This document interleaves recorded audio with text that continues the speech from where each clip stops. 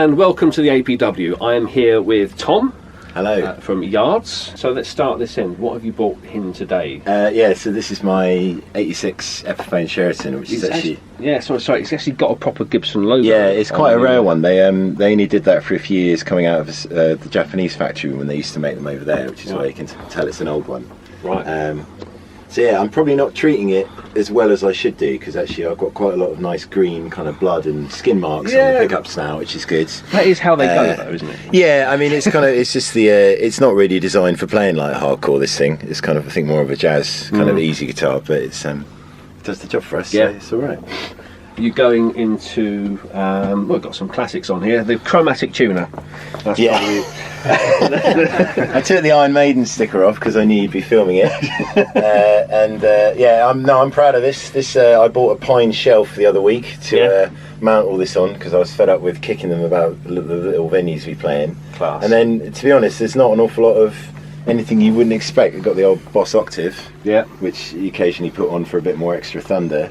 What's the little yellow one on the end there? Oh, my little it's the old yellow, like the yellow fall. It's good. It's just like a little analog reverb. It's like 30 quid on eBay, but there's a couple of bits where we need to make things a little bit more chaotic, and that's quite useful for that. Right. Okay. Tell us about the Dutton.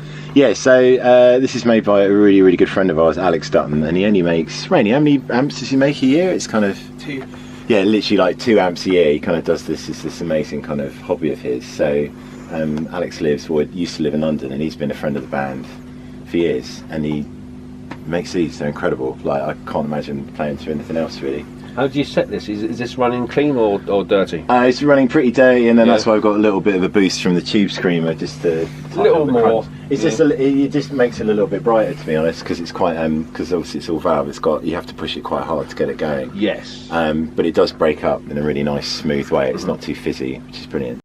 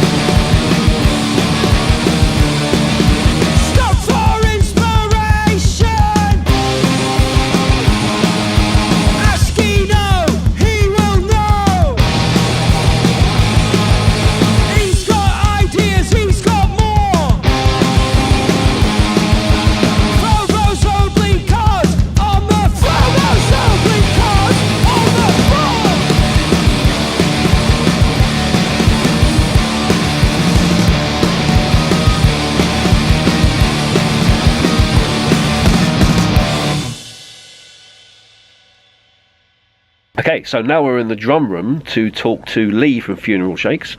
He's bought in a very spangly kit. That's how much I know about drums.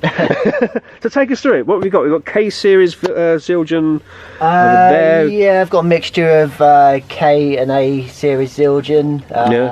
Do they mix together well? Yeah, I like the blend. The K Crash Ride is my personal favourite. It's got a nice big bell, like a ride normally would, but it plays more like a giant crash, and it's got the right sound I need for the more I guess heavy parts, you know. So, nice. I've used the same projection hi-hats for years now. I just think they sound really good. I've been super happy with Zildjian for a number of years now. They've got a very, very good tight EQ, haven't they? They don't really overwhelm the room. No, they're kind of always where they're supposed to be. No, yeah, exactly. Yeah, I think in terms of all the cymbal brands and you know, I've actually used a couple of others before in the past, but Zildjian just seem to be the best quality. You know, they've got the right amount of decay, and I think especially playing heavy music or just rock music in general, I think Zildjian cymbals sort of stand up the best compared to everyone else's. Right, so now the drum heads, what have you got? I use Evans heads. I use these level 360 heads, and an EC2 on the floor tom. Yeah. I always go for clear heads rather than coated. I just think they sound a lot better. I seem to get more response out of clear heads as well rather than coated. That's interesting. And again on the kick drum, I think I just have the standard Mapex front head there. Yeah. Yeah, I mean, it's really nice sounding heads. They've got, again, the right amount of sustain I need for playing. I always feel like they sound quite fat, but they don't sound too sort of overwhelming when I'm playing. They punch through the band rather than... Yeah, especially with the floor tom. There's a lot of floor tom work in our songs. So I need like a nice heavy sounding floor tom that isn't sort of overwhelming and overbearing. Yeah. It's a nice beveled snare you've got there as well. Yep. This is Mapex Sledgehammer snare. It's the favourite snare I've ever played. I think it was a new production a few years ago, and I picked it up and like just fell in love instantly with it. It's really, really loud. It cuts through pretty much anything. You know, whether you're playing in a small pub on the floor. You don't need to mic it up because it's just going to be louder than everything else. And then if you're playing in a studio or if you're playing a big show in a club, it's just perfect for every situation. Awesome. And what sizes are you playing? I've got 14 by, I think it's a 5.5 snare, 12 by 10 rack, 16 by 12. But actually, do you know what? I don't know. 16 by 16 floor tom. Yeah. And then it's a 22 by 20 kick drum. Lovely.